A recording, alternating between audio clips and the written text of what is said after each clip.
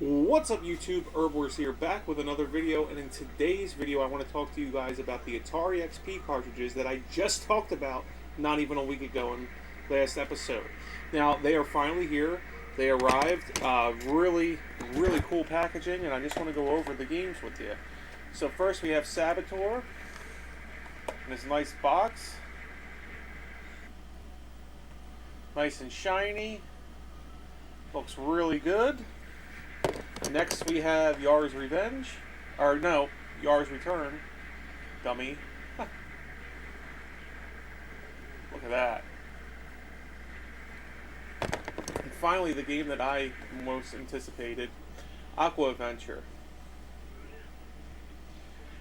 Now these are the official Atari XP copies. I know that they were homebrewed a few years back on Atari Age. But these are the XP ones. Now I will show the manuals as well. Aqua Adventure. I gotta say, I gotta give them credit. They did do a good job with certain things, but there are some issues that I've ran into already. And here's the manual. Let's go ahead. And actually, one cool thing about the Aqua Adventure manual is it actually talks about it being developed, which anybody who has an Evercade or maybe an AtGames Legends or an Atari VCS, you might already know this, but this game was actually fully made in 1983, but they just never released it for whatever reason. So, and even in the manual it says that they don't know why it was never released. Why it was no one is entirely sure. There is no paper trail explaining what happened. So, yeah, Aqua Adventure. One of my favorites. I love that game.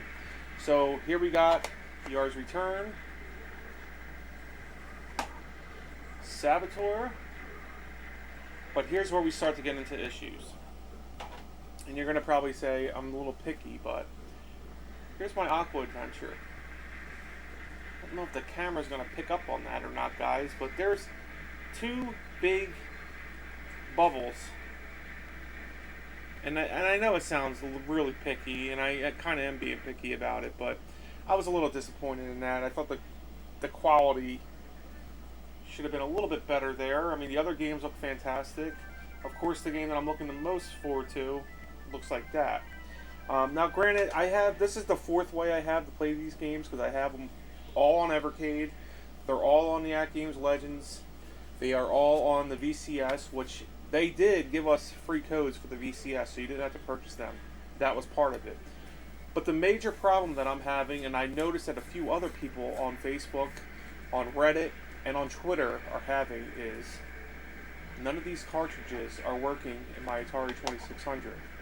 Now you might say, well, that's an old console, how's that? You know, it makes sense, but it doesn't make sense, because every 90-some games back there works in my Atari 2600. All the homebrew games that I own work in the Atari 2600. I took multiple games off of that shelf, put them in the 2600, fires up first time. None of these are firing up. Two steps further, grab one of the Atari 2600s that I have in my spare gaming closet. Will not load any of these, and it's loading all of them. Then I went even further, just to quadruple check or triple check myself, and hooked up a third 2600. None of these games will work. I have no idea what's going on. But I'm not the only one that this is happening to, because I've seen multiple people on Reddit posting that these games are not working. There was a guy that specifically on Reddit posted a picture of Yar's Return not working, but Yar's Revenge working fine. So I have no idea what's going on with that. That's kind of concerning, considering I bought these to play. I didn't buy these just to sit up there. Yes, I have other ways of playing it, but the whole point was to take the cartridge off the shelf and throw it in your 2600 and play it. So that's a little disappointing. I already sent an email to Atari. We'll see how long it takes for them to respond. Last time I sent them an email, they were very good. They got right back to me, so I'm sure I'll hear something. I will give Atari credit for that. They are very good at responding, at least with the VCS.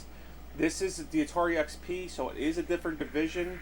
I'm not sure what's going to happen, but those were the couple things that I was a little disappointed in. Now, granted, they have a better version of these games. where it came with the patches, it came with pins. I just bought the standard editions, but I think you guys could have done a little bit better than this. Like I said, I know I'm being a little nitpicky here, but I am a collector. I'm in a room surrounded by games. I am a collector. I like things in as best condition as possible, and I feel like you guys might have dropped the ball on that. And the fact that none of these are playing in the 2600 makes me think that somebody dropped the ball with that too. And before anybody suggests changing the different channel on the 2600, I've done that and it did not work. So maybe there's something more to this that I'm missing. I doubt it.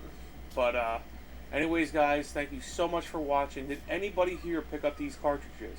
Let me know in the comments below. Erbwars out.